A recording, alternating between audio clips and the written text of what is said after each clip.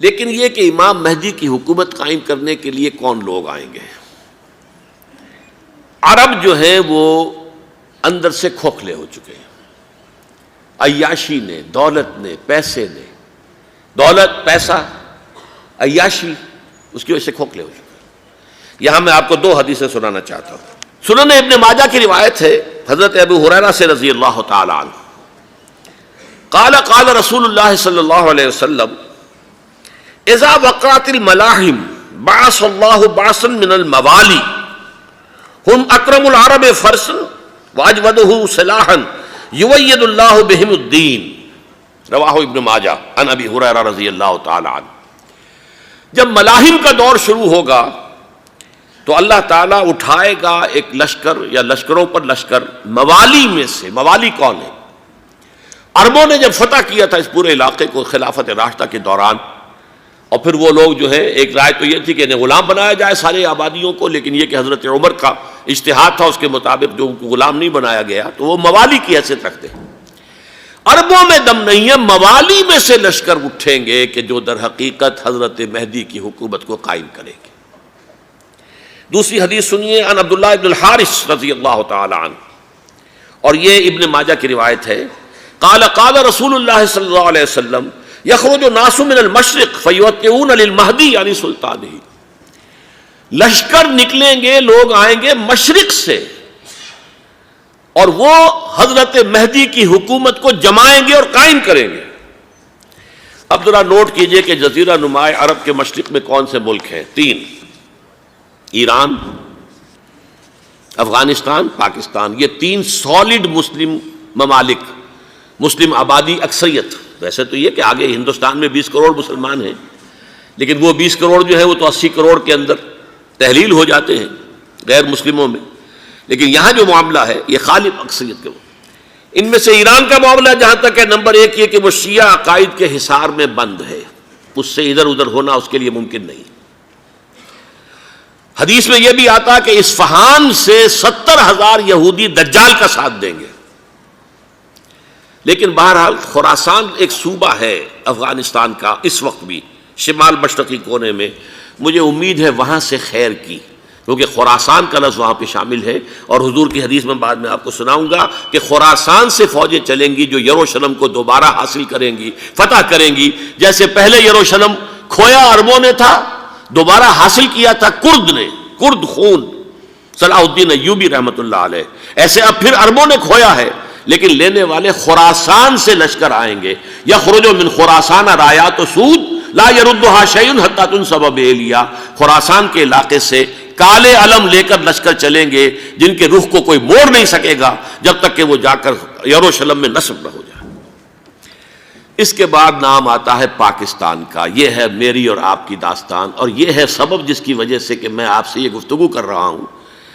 اصل میں تو کس لیے؟ محض ایک علمی استفادہ، محض اپنی بات آراء کو ظاہر کرنے کا شوق نہیں، بلکہ یہ کہ اپنی ذمہ داری ہم پہچانیں کہ ہم کس مقام پر کھڑے ہیں۔ دیکھیے، اس پاکستان کے بارے میں یا ہندوستان کے بارے میں علامہ اقبال نے کہا تھا اپنے ترانہ ملی میں، میر عرب کو آئی ٹھنڈی ہوا جہاں سے، میرا وطن وہی ہے، میرا وطن وہی ہے۔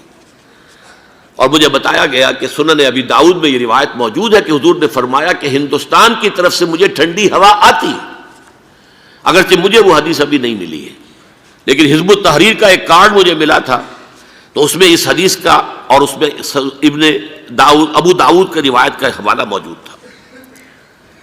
لیکن میں جو چیز آپ کو بتا چکا ہوں وہ یہ کہ الف ثانی کا پورا تجدیدی کارنامہ اس ہندوستان کی سرزمین میں ہوا۔ مجدد الف ثانی شیخ احمد سرندی، شاہ ولی اللہ دہلوی، سید احمد بریلوی، وہ تو ہمارے پاکستان میں آ کر جو ہے ان کا خون جذب ہوا ارض پاکستان میں۔ پھر شیخ الہند مولانا محمود حسن۔ تحریک خلافت چلی تو صرف ہندوستان میں چلی اور کہیں نہیں چلی۔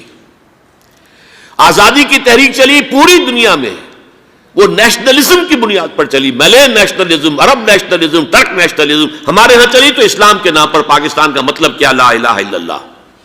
پھر پاکستان قائم ہوا معجزے کے طور پر، بلکہ نازل ہوا ہے لیلۃ القدر میں، انا انزلناہ فی لیلۃ القدر، جیسے قرآن نازل ہوا لیلۃ القدر میں، یہ پاکستان بھی نازل ہوا لیلۃ القدر میں۔ اس کا برقرار رہنا ابھی تک معجزہ ہے. ہندو یہ سمجھتا تھا، کانگریس سمجھتی تھی کہ جھٹپٹ ختم ہو جائے گا. پھر یہ کہ اس کا قرارداد مقاصد کا پاس ہو جانا، مزید بھی اور اضافی دفعات دستور میں آ جانا، اب کمرشل انٹرسٹ کو ربا قرار دے کر حرام قرار دینا، یہ سارے لینڈ مارکس ہیں کہ جو اشارہ کر رہے ہیں کسی چیز کی طرف، معاملہ کدھر جا رہا ہے. پھر یہ کہ یہ جو 14ویں صدی کے مجدد تھے شیخ الہند، اس کے بعد سے کچھ ایسی شخصیتیں عظیم پیدا ہوئی ہیں ہند میں، جن کو میں سمجھتا ہوں کہ 14ویں صدی کے مجدد اور 15ویں صدی کے مجدد کے درمیان، یہ 15ویں صدی کے مجدد کی راہ کو سیدھا کرنے والے، جیسے کہ حضرت یحییٰ نے کہا تھا میں تو آنے والے کا راستہ سیدھا کر رہا ہوں حضرت عیسیٰ کے لیے، ایسے ہی 15ویں صدی کے لیے امام مہدی کے لیے راستہ صاف کرنے والے سب سے پہلے علامہ اقبال، جنہوں نے اسلام کا تصور دین کی حیثیت سے دوبارہ زندہ کیا ہے، ورنہ اسلام ایک مذہب کی شکل اختیار کر چکا تھا. پھر مولانا مودودی، مولانا ابوالکلام آزاد حکومت الہیہ کے نعرے کے ساتھ میدان میں آئے. یہ اقبال نے جو تصور پیش کیا تھا اس پر عملی جد و جہد کے لیے حزب اللہ قائم ہوئی. نوٹ کر لیجئے 11 برس کا فرق ہے عمر کا علامہ اقبال کے اور ابوالکلام کے. اور 1913 میں جب حزب اللہ قائم کی ہے اس وقت علامہ اقبال کی ملی شاعری اپنے عروج کو پہنچ چکی تھی. پھر یہ کہ علامہ اقبال کے بعد تعمیل جو ہے اس کام کی وہ ابوالکلام نے کی، لیکن روایتی علماء کی شدید مخالفت کی وجہ سے وہ بددل ہو کر چھوڑ گئے، کانگریس میں شامل ہو گئے، بساط جو ہے حزب اللہ کی انہوں نے لپیٹ دی.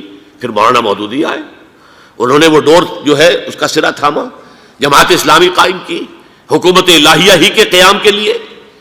اگرچہ میرے نزدیک یہ کہ وہ انتخابی اور ایک قومی سیاست کی ایک جماعت بن کر پاکستان میں جو ہے دلدل میں پھنس گئی ہے، اب ہم اس کی کوشش کر رہے ہیں تنظیم اسلامی اور یہ تحریک خلافت جس کے تحت یہ جلسہ ہو رہا ہے.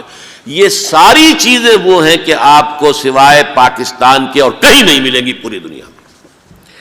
معلوم ہوتا ہے کہ پاکستان کو بہت بڑا رول پلے کرنا ہے اس میں، اور اس کے ساتھ اب جمع کر لیجئے افغانستان کی عمارت افغانستان، اسلامی عمارت افغانستان قائم ہو چکی ہے. یہ پچھلے 20 سالوں میں جو کچھ وہاں ہوتا رہا ہے اس سے پہلے تصور نہیں ہو سکتا تھا. علامہ اقبال کے فرزند بھی دیکھ کر آئے ہیں، تو اگرچہ وہ خود میں سمجھتا ہوں کہ خاصے انہیں آپ لبرل کہیں، آزاد خیال کہیں، لیکن اس درجے متاثر ہو کر آئے تھے کہ انہوں نے یہ کہا افغانستان میں جو میں نے حالات دیکھے ہیں کہ اگر 2-4 اور مسلمان ملکوں کے اندر یہ نظام قائم ہو جائے تو پوری دنیا مسلمان ہو جائے گی. یہ سب کچھ کیسے ہو رہا ہے؟ یہ آنے والے دور کی جھلکیاں ہیں. Coming events are casting their shadows before. یہ سب بتا رہے ہیں کہ پاکستان افغانستان کو مل کر اس میں کوئی عظیم رول پلے کرنا ہے. اور اس کے ضمن میں اب میں علامہ اقبال کے بارے میں آخری بات کہہ رہا ہوں. علامہ اقبال کے بارے میں عام یہ خیال ہے، انہوں نے اپنے خطبات میں مہدی کا اور نزول مسیح کا، حالانکہ میں کل پڑھ رہا تھا مولانا سید احمد اکبر آبادی رحمۃ اللہ علیہ کا ایک مقالہ ان کا کہ علامہ اقبال نے ابن خلدون کے بارے میں یہ کہا ہے کہ مہدی کا اور نزول عیسیٰ کا دونوں کا انہوں نے انکار کیا ہے، حالانکہ ابن خلدون نے نزول عیسیٰ کا انکار نہیں کیا، صرف مہدی کا انکار کیا ہے. بہرحال علامہ اقبال نے خطبات میں انکار کیا ہے. لیکن یہ کہ اپنی شاعری کے اندر میں چیلنج کرتا ہوں کسی بڑے سے بڑے اقبال شناس کو، ان کا یہ شعر ذرا سنیے: خضر وقت از خلوت دشت حجاز آید بروں، کارواں زی وادی دور و دراز آید بروں. خضر وقت، امام وقت، رہنمائے وقت، قائد وقت، خلوت دشت حجاز، حجاز کی صحرا کی کسی خلوت گزینی سے نکل کر باہر آئیں گے. میں حیران ہوتا ہوں علامہ کے اس فکر پر اور اس مصرے پر. یہاں انہوں نے شیعہ اور سنی دونوں کے کانسیپٹ جمع کر دیے. شیعہ کا کانسیپٹ یہ چھپے ہوئے کسی غار میں وہاں سے برآمد ہوں گے، اور ہمارا کانسیپٹ میں ام سلمہ رضی اللہ تعالیٰ عنہ کی حدیث سنا چکا، چھپے ہوئے ہوں گے وہ وہاں پر، مدینے سے نکل کر آ کر مکے میں چھپ جائیں گے. اس خانہ جنگی کی حالت میں لوگ ان کی طرف دیکھ رہے ہوں گے، سوچتے ہوں گے انہیں میدان میں آنا چاہیے، کوئی پارٹ پلے کرنا چاہیے، امت کی رہنمائی کرنی چاہیے، لیکن وہ چھپیں گے، وہ کارے ہوں گے، وہ اس ذمہ داری کو قبول نہیں کرنا چاہیں گے، جا کے چھپ جائیں گے مکے میں. وہاں سے مکے والے انہیں نکالیں گے اور وہ کارے ہوں گے، انہیں بالکل یہ پسند نہیں ہوگا کہ یہ ذمہ داری اٹھائیں. تو خضر وقت از خلوت دشت حجاز آیت بروں، کارواں زی وادی دور و دراز آیت بروں. کارواں جو چلے گا ان کی مدد کے لیے اس وادی دور و دراز، اس زی عظیم وادی دور و دراز، یہ وادی سندھ ہے۔ وادی سندھ جو ہے ہم سمجھتے ہیں کہ صرف یہ پاکستان اور پنجاب جو ہے یہ اس میں شامل ہے، سندھ اور پنجاب نہیں، افغانستان کا پورا مشرقی علاقہ اس میں شامل ہے۔ جیسے دریائے جہلم سندھ میں جا رہا ہے، جیسے دریائے گلگت سندھ میں آ کر ملتا ہے، جیسے دریائے چناب اور راوی اور جہلم اور یہ سب جا رہے ہیں اور آ رہے ہیں، اسی طرح دریائے کابل کہاں سے آ رہا ہے، دریائے گومل کہاں سے آ رہا ہے، ٹوچی کہاں سے آ رہا ہے، یہ سارا جو ہے ڈرین جو ہو رہا ہے ایسٹرن جو ہے پارٹ آف افغانستان، یہ سب وادی ہے۔ اس وادی کے یہ دو حصے ہیں، ایک حصہ جو ہے یہ ادھر پاکستان میں ہے اور اسی وادی کا دوسرا حصہ جو ہے وہ افغانستان میں ہے۔ کارواں زی وادی دور و دراز آیت بروں، کارواں چلے گا یہاں سے، یخرج ناس من المشرق یؤتون للمہدی یعنی سلطان ہی، مشرق سے فوجیں چلیں گی کہ جو مہدی کی حکومت قائم کریں گی، اور یخرج من خراسان رایات و سود، اور خراسان سے سیاہ پرچم چلیں گے کہ جن کا رخ کوئی موڑ نہیں سکے گا، حتیٰ تنصب بیلیا، یہاں تک کہ وہ جا کر یروشلم کے اندر نصب ہو جائیں گے۔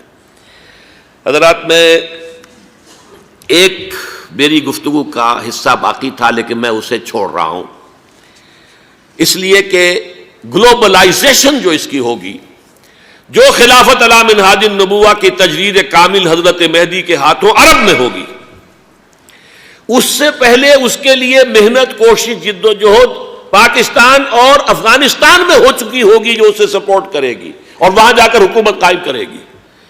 اس کے بعد گلوبلائزیشن کا جو مرحلہ اس کا ہے وہ حضرت مہدی کے ہاتھوں نہیں ہے، وہ حضرت عیسیٰ ابن مریم ان کے نزول کے بعد ہے، جن کے نزول کے بعد دجال کا خاتمہ ہوگا اور یہودیوں کا استحصال ہوگا، مسلمانوں پر بھی بڑی تکالیف اربوں پر آئیں گی۔